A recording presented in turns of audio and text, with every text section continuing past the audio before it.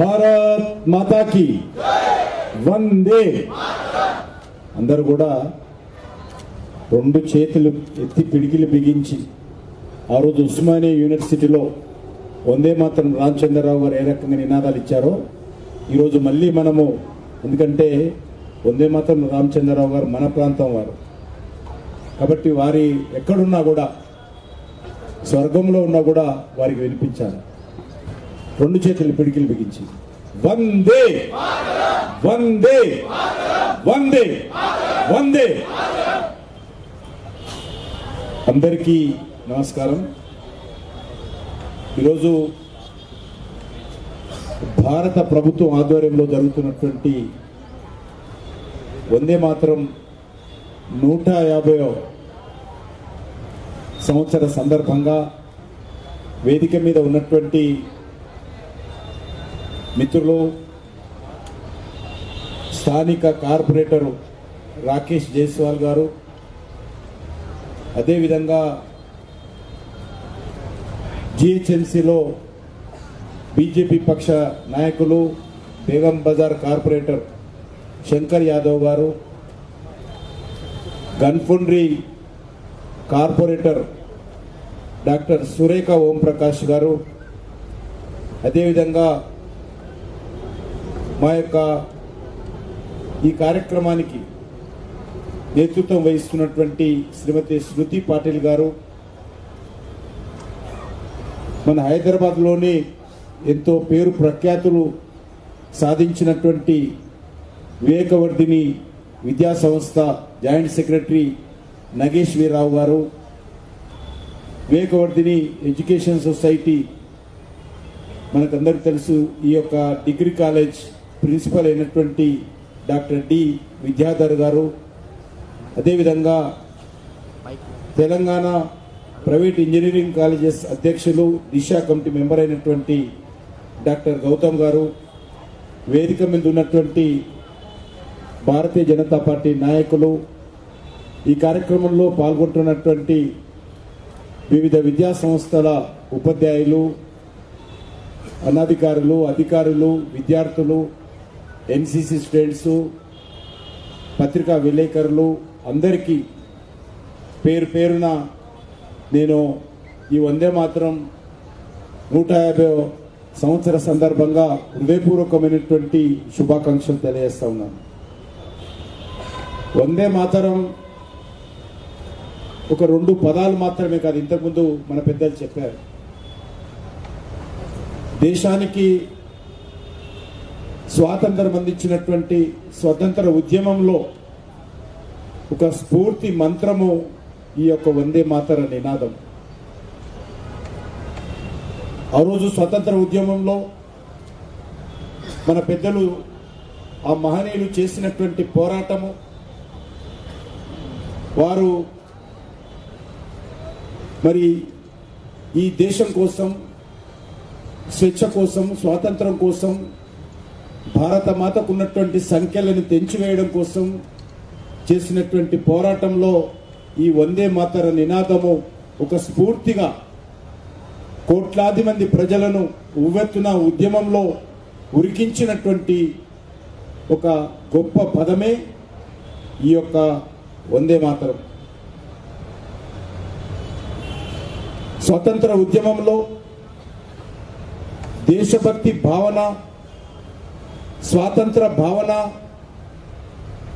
లేక ఆత్మ గౌరవ భావన నింపినటువంటి వందే మాతరం ఒక ప్రేరణతో కూడినటువంటి ఒక రణనినాదంగా మారిన విషయాన్ని సందర్భంగా మనియేస్తాను. ఈ ఊరు యా ఊరు కాదు, ఈ పట్టణం ఆ పట్టణం కాదు, ఈ రాష్ట్రం ఆ రాష్ట్రం కాదు, యావత్తు భారతదేశం అంతా కూడా బ్రిటిష్ వాళ్ళకు వ్యతిరేకంగా స్వతంత్ర ఉద్యమ నినాదంలో వందే మాతరం కీలక నినాదంగా మరి దేశమంతా మారుమోగిన విషయాన్ని ఈ సందర్భంగా మనయేస్తా ఉన్నాను. ఈరోజు మనకు 150 సంవత్సరాల క్రితము మహాకవి బంకించంద్ర చటర్జీ గారు మరి ఈ యొక్క వందే మాతరం రూపకల్పన చేసి మన జాతికి అందించడం జరిగింది. మన దేశానికి అందించడం జరిగింది, ఉద్యమకారులకు అందించడం జరిగింది, ఈ దేశ ప్రజలకు అందించడం జరిగింది ఈ వందే మాతరం. ఎందుకంటే వందే మాతరం అంటే మరి ఈరోజు మనం ఏదైతే భారత మాత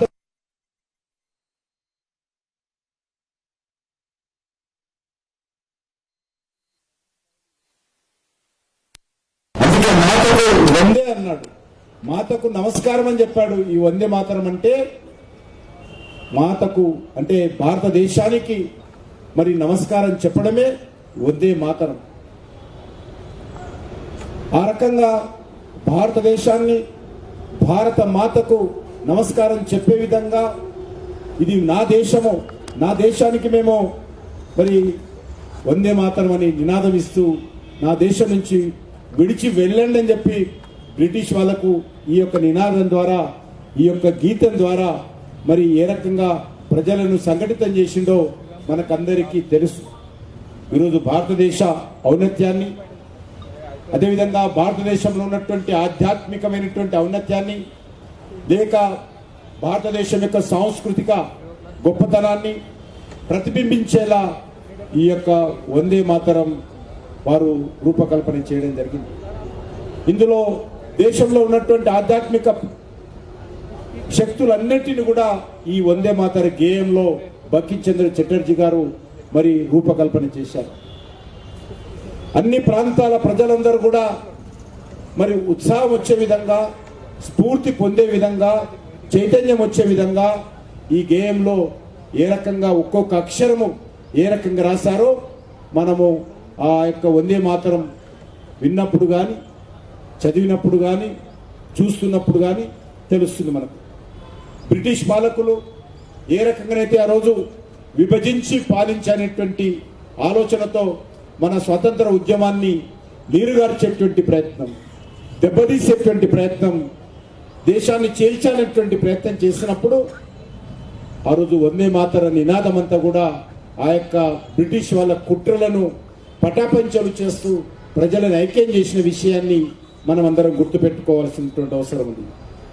కులము, మతము, ప్రాంతము, భాష, ధనిక, పేద, నిరక్షరాస్యులు, అక్షరాస్యులు అనేటువంటి అన్ని విషయాలను మర్చిపోయి, అన్ని రకాల భేదాలను వదిలిపెట్టి దేశమే మా ముఖ్యము, దేశ స్వాతంత్రమే మాకు ముఖ్యము, తర్వాతనే మిగిలినవన్నీ అని చెప్పి ఆ రోజు ఈ వందే మాతర నినాద స్ఫూర్తితో ప్రజల హృదయాలలో స్వాతంత్రం సంబంధించినటువంటి మరి ఆకాంక్ష రగిలించినటువంటి అత్యుత్తమమైనటువంటి నినాదమే ఈ వందే మాతర నినాదమని ఈ సందర్భంగా మనయేస్తున్నాను.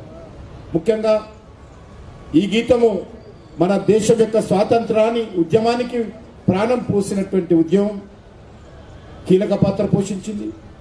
అదేవిధంగా మరి 1905 బెంగాల్ విభజన ఉద్యమం నుంచి 1942 క్విట్ ఇండియా ఉద్యమం వరకు కూడా మరి ప్రతి పోరాటంలోనే వందే మాతర నినాదము, వందే మాతర గర్జన మారుమోగింది. ఒకటి నేను మనవి చేస్తా ఉన్నాను, ఎప్పుడో 150 సంవత్సరాల క్రితము రూపకల్పన చేసినటువంటి ఈ వందే మాతర గీతము ఈరోజు మరి ఈ రోజు వరకు కూడా స్వాతంత్రం గురించి తెలిసినా తెలియకపోయినా, దేశం గురించి అవగాహన ఉన్నా లేకపోయినా, అక్షరాస్యుడైనా నిరక్షరాస్యుడైనా, ప్రైమరీ స్కూల్ విద్యార్థి అయినా, పీజీ విద్యార్థి అయినా, సామాన్య రిక్షా కార్మికుడైనా, హైటెక్లో పనిచేసేటువంటి మరి సాఫ్ట్వేర్ ఉద్యోగైనా, చిన్న కూరగాయల దుకాణం వ్యక్తి అయినా సరే, పెద్ద వ్యాపారస్తుడైనా సరే వందే మాతరం మరి నినాదం ఇస్తే వాళ్ళలో ఇప్పటికి కూడా మరి రక్తం ఏ రకంగా వేడెక్కుతుందో మనం ఇప్పటికీ చూస్తా ఉన్నాం. అందుకే మనం చేస్తా ఉన్నాను, ఈ యొక్క వందే మాతర గీతం ఏదైతున్నదో, ఈ గేయం ఏదైతున్నదో, ఈ నినాదం ఏదైతున్నదో సూర్య చంద్రులు ఉన్నంత వరకు కూడా మన దేశంలో భారతీయుల హృదయాలలో, భావితరాలలో ఈ వందే మాతర నినాదము ఉంటుంది. అదే స్ఫూర్తి మరి ఎన్ని తరాలు వచ్చినా కూడా ఈ యొక్క స్ఫూర్తితో ప్రజలను ఐక్యం చేసేటువంటి అద్భుతమైనటువంటి శక్తి ఈ యొక్క వందే మాతర నినాదంలో ఉంది, వందే మాతర గేయంలో ఉందనే విషయాన్ని ఈ సందర్భంగా నేను మనవి చేస్తున్నాను.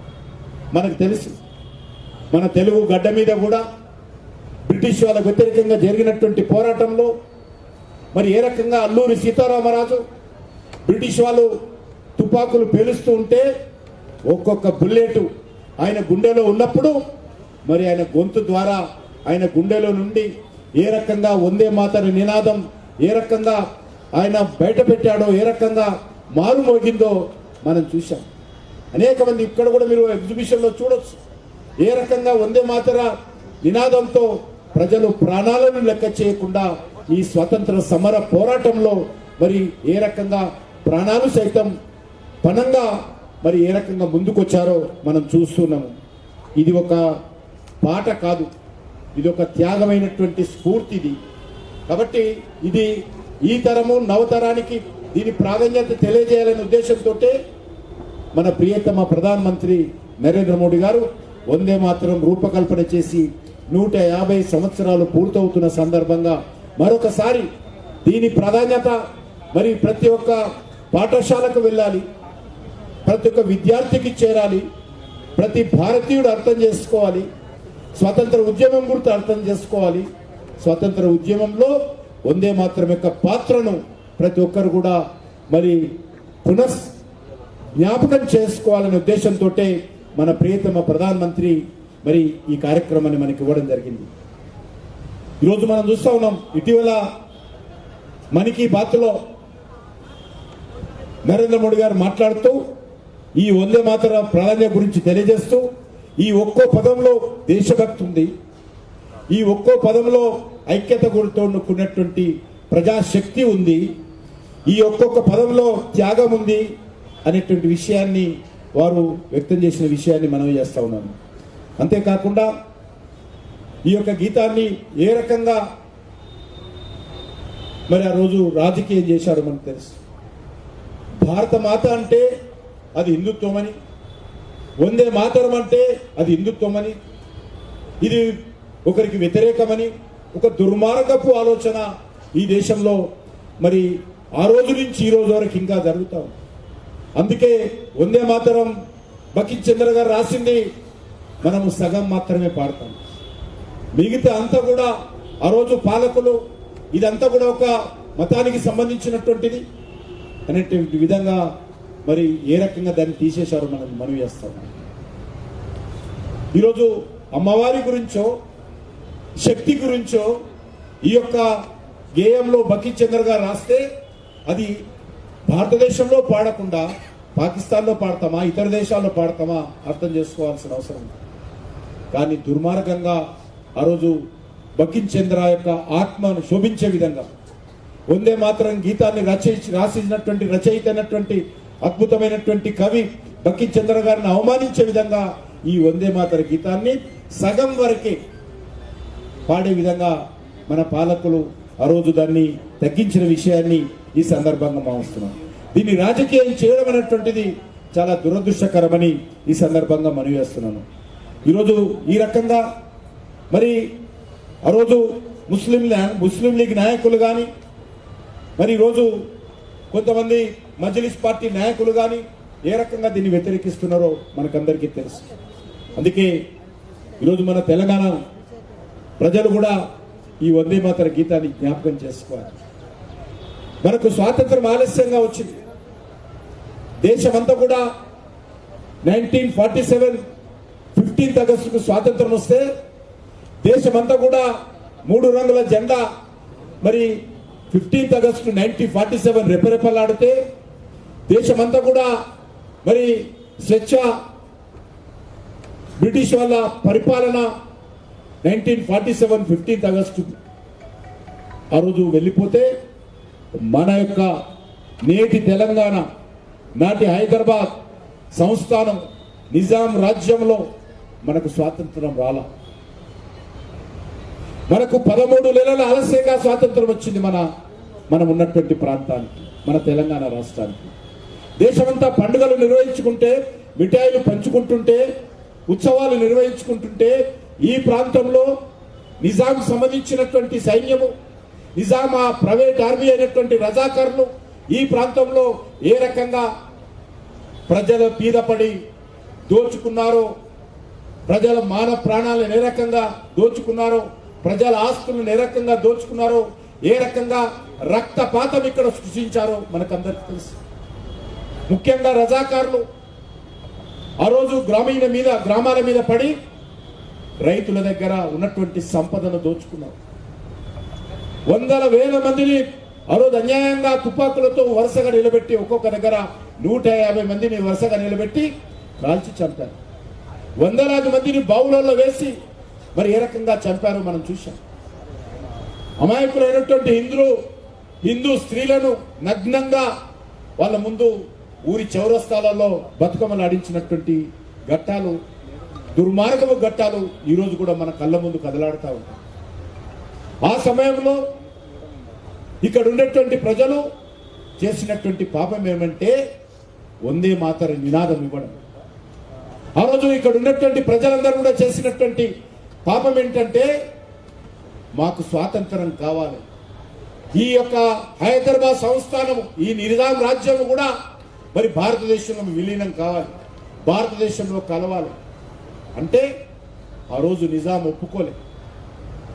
ఎవరైతే వందే మాతరం నినాదం ఇస్తే వాళ్ళ మీద దాడులు, హత్యాకాండ కొనసాగించినటువంటి ఒక అరాచకమైనటువంటి హత్యాకాండ ఈ తెలంగాణలో జరిగింది. ముఖ్యంగా మన ప్రాంతం ఇదే పక్కనున్నటువంటి మరి ఈ యొక్క వందే మాతరం రామచంద్రరావు గారు, ఆయన పేరు రామచంద్రరావు గారు, ఉస్మాన్ యూనివర్సిటీలో చదివే విద్యార్థి ఆయన. ఆ రోజు ఆయన మాకు స్వాతంత్రం కావాలని చెప్పి కొంతమంది విద్యార్థులను సంఘటితం చేసి వందే మాతరం నినాదం ఇస్తే ఆయనను అనేక రకాలుగా నిజాం పోలీసులు హింసించి, ఆ యొక్క ఉస్మానియా యూనివర్సిటీ మేనేజ్మెంట్ అనేక రకాలుగా వేధించి ఆయనను మరి కాలేజీ నుంచి బహిష్కరించడం జరిగింది. కారణము ఆయన వందే మాతరం నినాదం ఇచ్చాడు. అందుకే ఆయనకు చివరగా వందే మాతరం రామచంద్రరావు గారు అని పేరు వచ్చింది. అదృష్టం నాకు కూడా ఆయనను కలిసేటువంటి అవకాశం దొరికింది. అంతేకాకుండా అనేక మంది ఈ హైదరాబాద్ నగరంలో, తెలంగాణ రాష్ట్రంలో నిజాంకు వ్యతిరేకంగా వందే మాతరం నినాదంతో ఈ ప్రాంతంలో కూడా 3 రంగుల జెండా కోసం, స్వాతంత్రం కోసం పోరాటం చేశారు. దానికి స్ఫూర్తి వందే మాతర నినాదము, వందే మాతర గీతమైనటువంటి విషయాన్ని ఈ సందర్భంగా మనం జ్ఞాపకం చేసుకోవాల్సిన అవసరం. అందుకే ఈరోజు మనం చూస్తా ఉన్నాం మరి ఆ యొక్క రజాకారుల వారసత్వంగా ఉన్నటువంటి కాసిం రజ్వీ స్థాపించినటువంటి మజ్లిస్ పార్టీ, రజాకారుల నాయకుడు కాసిం రజ్వీ స్థాపించినటువంటి ఈ యొక్క మజ్లిస్ ఇత్తిహాదుల్ ముస్లిమీన్ ఏదైతే పార్టీ ఈరోజు ఎంఐఎం పార్టీ ఉందో, ఆ పార్టీ ఈ రోజు వరకు కూడా వందే మాతరాన్ని వ్యతిరేకిస్తారు.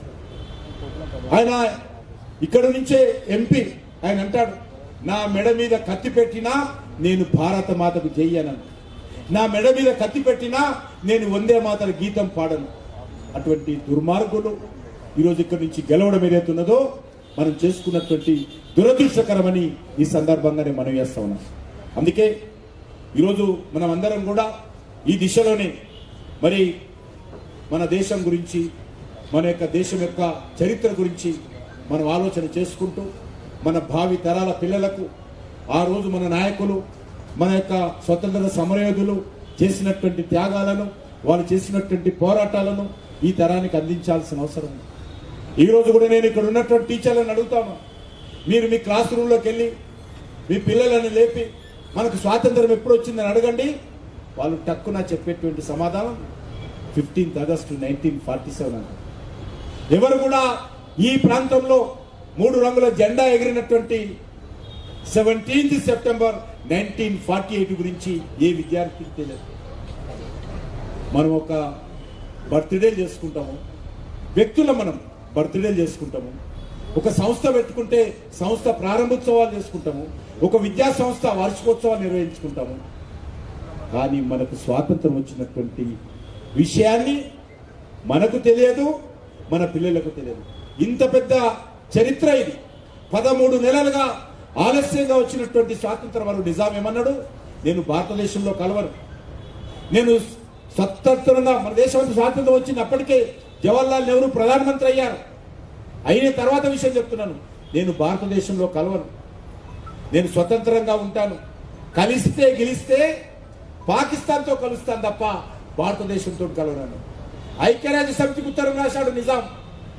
ఇక్కడ అన్యాయంగా భారత ప్రభుత్వము నన్ను భారతదేశంలో కలవాలనుకుంటున్నారు, నేను స్వతంత్రంగా ఉంటాను, నన్ను స్వతంత్రంగా గుర్తించండి అని చెప్పి ఐక్యరాజ్య సమితికి ఉత్తరం రాశాడు. పాకిస్తాన్కు డబ్బులు పంపించాడు, అనేక రకాల ఆయుధాలు తెప్పించుకుంటూ అక్రమంగా ఈరోజు భారతదేశంతో పోరాడడం కోసం చివరకు సర్దార్ వల్లభాయ్ పటేల్ ట్యాంకుల ద్వారా మరి వేలాది మంది భారత సైనికులను ఈ యొక్క నిజాం రాజ్యం మీద మరి విజయవాడ సైడ్ నుంచి, నాగపూర్ సైడ్ నుంచి, అదేవిధంగా బాంబే సైడ్ నుంచి 3 ప్రాంతాల నుంచి కూడా వచ్చి ఇక్కడ ఉన్నటువంటి నిజాం సైన్యంతో, ఇక్కడ ఉన్నటువంటి ప్రైవేట్ ఆర్మీ అయినటువంటి రజాకర్లతో పోరాటం చేసి యుద్ధం చేసి ఈ యొక్క నిజాం సైన్యాన్ని ఓడించి ఇక్కడ 3 రంగుల జెండా ఎగరేసినటువంటి చరిత్ర ఈరోజు మన కళ్ళ ముందు. సెప్టెంబర్ 17 నాడు సర్దార్ వల్లభాయ్ పటేల్ చొరవ కారణంగా యుద్ధానికి భయపడ్డాడు జవహర్లాల్ నెహ్రూ, యుద్ధం చేయడానికి సిద్ధంగా లేరు. 13 నెలలు దేశమంతా స్వాతంత్రం వస్తే ఇక్కడ స్వాతంత్రం కోసం ప్రయత్నం చేయలేదు జవహర్లాల్ నెహ్రూ గారు. ఇక్కడ అనేక రకాల వేలాది మంది హత్య చేస్తూ ఉంటే, హిందూ స్త్రీలను మానభంగం చేస్తూ ఉంటే చూడలేక వార్తలు విని చెలించిపోయి దృఢ సంకల్పంతో ఆ రోజు సర్దార్ వల్లభాయ్ పటేల్ జవహర్లాల్ నెహ్రూ మాటలను ఖాతరు చేయకుండా ఆయన హోంమంత్రిగా, ఉప ప్రధానమంత్రిగా ఉండి జవహర్లాల్ నెహ్రూ మాటలను పక్కన పెట్టి సైన్యాన్ని ఇక్కడికి పంపించి నిజాంని యుద్ధంలో ఓడించి ఇక్కడ 3 రంగుల జెండా వేసి మనకు స్వాతంత్రాన్ని ప్రసాదించినటువంటి మహానుభావుడు సర్దార్ వల్లభాయ్ పటేల్ అని సందర్భంగా మనం చేస్తాం. అటువంటి చరిత్ర ఈ తరం పిల్లలకు ఎవరికి తెలియదు. ఎంత అన్యాయం ఆలోచన చేయండి, ఎంత దుర్మార్గం ఆలోచన చేయండి. ఏ రకంగా మనలో భరించినటువంటి పార్టీలు ఏ రకంగా ఇటువంటి గొప్ప చరిత్రను తొక్కి పెట్టారో మనం ఏ పాఠ్య పుస్తకంలో ఉండదు, ఏ పాఠ్య పుస్తకంలో ఉండదు, ఏ ప్రశ్నపత్రంలో ఉండదు. ఇంతకుముందు చెప్పాను, చిన్న చిన్నకు సంబంధించినటువంటి బర్త్డేల గురించి చెప్తాము, వార్షికోత్సవాల గురించి చేసుకుంటాము, కానీ ఈ గడ్డ మీద 3 రంగుల జెండా ఎగిరినటువంటి రోజులు మాత్రము మన పిల్లలకు చెప్పండి. అందుకే మనం చేస్తున్నాం. ఖచ్చితంగా తెలంగాణలో మరి కేజీ నుంచి కూడా, ప్రాథమిక పాఠశాల నుంచి కూడా అన్ని పుస్తకాలలో కూడా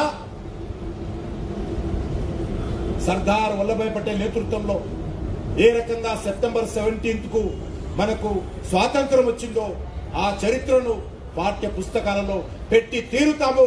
ఈ రోజు కాకపోయినా మేము రానున్న రోజుల్లో భారతీయ జనతా పార్టీ అధికారంలోకి వచ్చిన తర్వాత సర్దార్ వల్లభాయ్ నేతృత్వంలో భారత సైనికులు చేసినటువంటి పోరాటం, పోలీస్ యాక్షన్, యుద్ధము, ఏ రకంగా నిజాం రాజ్యం రజాకార్లు గ్రామీణ ప్రాంతాల మీద పడి ప్రజలను దోచుకున్నారో, వేధించారో, హత్యాకాండ కొనసాగించారో ఆ చరిత్రనంతా కూడా ఖచ్చితంగా మరి పాఠ్య పుస్తకాల్లో పెట్టే విధంగా మేము నిర్ణయం తీసుకుంటామని చెప్పి ఈ సందర్భంగా మనవి చేస్తూ మరొకసారి నేను ప్రతి ఒక్కరు కూడా హృదయపూర్వకమైనటువంటి శుభాకాంక్షలు తెలియజేస్తూ సెలవు తీసుకుంటున్నాను. భారత్ మాతాకి వందే వందే.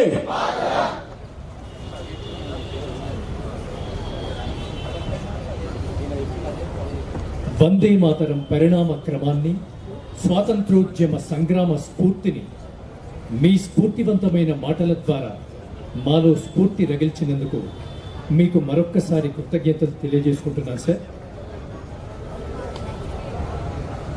నేను ఒకటి మర్చిపోయాను. ఆ రోజు నిజాం వ్యతిరేకంగా జరిగినటువంటి పోరాటంలో ఈ వివి కాలేజీ ప్రాంగణము కీలక పాత్ర పోషించింది. ఈ ప్రాంతం అంతా కూడా ఆ రోజు వందే మాతర నినాదాలతో మారుమోగింది. అదొకటే కాదు, నేను రాజకీయాలలో రావడానికి ఇక్కడ వివి కాలేజీలో జరిగినటువంటి అనేక సమావేశాల కారణంగానే నేను రాజకీయాలలోకి వచ్చాను. కాబట్టి అది ఎప్పుడు 77 గురించి చెప్తా ఉన్నాను.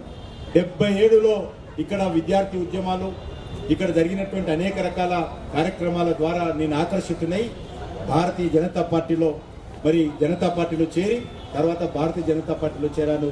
నాకు రాజకీయాలకు స్ఫూర్తి ఇచ్చినటువంటి కేంద్రం ఏదంటే ఈ వివి కళాశాల ప్రాంగణం అని ఈ సందర్భంగా మనం చేస్తాను. Thank you sir, thank you very much.